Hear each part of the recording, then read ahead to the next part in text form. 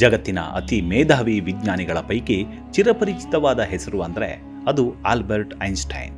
20ನೇ ಶತಮಾನದಲ್ಲಿ ಇಡೀ ಜಗತ್ತಿನ ಗಮನ ಸೆಳೆದ ಜರ್ಮನಿ ಮೂಲದ ಭೌತ ವಿಜ್ಞಾನಿ.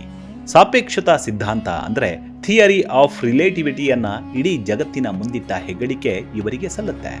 ಐನ್ಸ್ಟೈನ್ ಬಾಲ್ಯ ನಿಜಕ್ಕೂ ಕಬ್ಬಿಣದ ಕಡಲೆಯಂತಿತ್ತು. ಸುಮಾರು 5 ವರ್ಷಗಳವರೆಗೆ ಮಾತೇ ಆಡದಿದ್ದ ಬಾಲಕನನ್ನ ಎಲ್ಲರೂ ಮೂಗ ಅಂತಲೇ ಭಾವಿಸಿದ್ರು. ಹಾಗೆಯೇ ಮೂದಲಿಸುತ್ತಲೂ ಇದ್ರು. ಆದರೆ ನಿಧಾನವಾಗಿ ಮಾತನಾಡಲು ಆರಂಭಿಸಿದ ಐನ್ಸ್ಟೈನ್ಗೆ 9 ವರ್ಷಗಳವರೆಗೂ ಸರಿಯಾಗಿ ಮಾತಿನ ಮೇಲೆ ಸ್ಪಷ್ಟತೆ ಇರಲಿಲ್ಲ. ಈ ಕಾರಣದಿಂದಲೇ ಐನ್ಸ್ಟೈನ್ ತನ್ನ ಬದುಕಿನುದ್ದಕ್ಕೂ ಹೆಚ್ಚಾಗಿ ಮೌನಿಯಾಗಿರುತ್ತಿದ್ರು.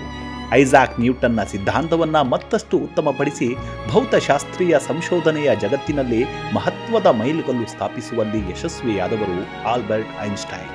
ಭೌತಶಾಸ್ತ್ರದ ಕಡೆ ಅವರಿಗಿದ್ದ ಒಲವು, ಬುದ್ಧಿಮತ್ತೆ ಹಾಗೂ ಕಾರ್ಯತತ್ಪರತೆ ಒಂದು ಹೊಸ ಲೋಕವನ್ನೇ ತೆರೆದಿಟ್ಟಿತ್ತು.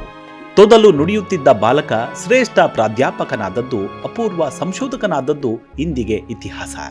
ಬಾಲ್ಯದಲ್ಲಿ ಅಸಹಜ ಮಗು ಎಂದು ಪರಿಗಣಿಸಲಾಗಿತ್ತಾದರೂ ಅವರ ಮರಣದ ನಂತರ 200 ವಿಜ್ಞಾನಿಗಳು ಅವರ ಮೆದುಳಿನ ಬಗ್ಗೆ ಸಂಶೋಧನೆ ನಡೆಸಿದ್ರು ಅನ್ನೋದು ನಿಜಕ್ಕೂ ಅಚ್ಚರಿಯ ಸಂಗತಿ.